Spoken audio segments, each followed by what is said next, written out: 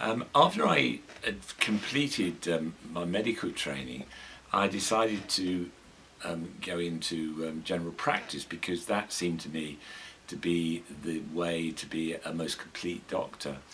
And I've had a very, very happy time as a general practitioner.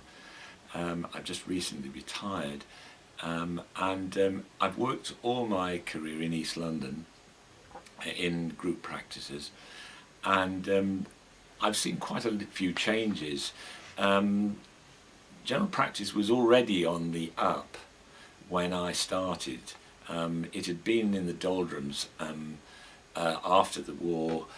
General practitioners were not very well trained and not very well resourced, and general practice needed a bit of an uplift. But by the time I was training, it had already had a lot of injection of money to improve premises, to create proper practice teams, to improve on techniques that were available for GPs within the surgery. So things were really on the up, and I've been very lucky to be involved in a lot of educational things in general practice, and that again is some area which has had enormous amounts of development, starting with things like Barlint groups in the 50s, and moving through proper compulsory GP training,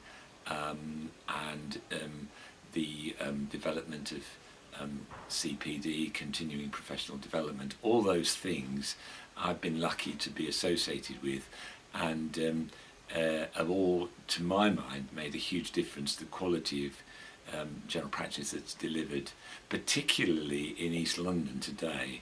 I think the standard of general practice in East London is really quite high now, and it's mainly due to the educational developments and some of the structural developments that have been put in place as people begin to realise that you can't do everything in hospital, and if you try and do that, it just costs an enormous amount of money. It's much cheaper to do it in the community. 2 sabbaticals, both very enjoyable, 3 months each, one in Northern Territory and one in Western Australia, both sort of connected with rural clinical work, and they were both connected with teaching really. So the first one I did was helping them to set up a mechanism where the students from Sydney and from down south could go to a rural community and be housed in the community and work in the community with the Aboriginal people to understand what was going on and actually to provide a service for them.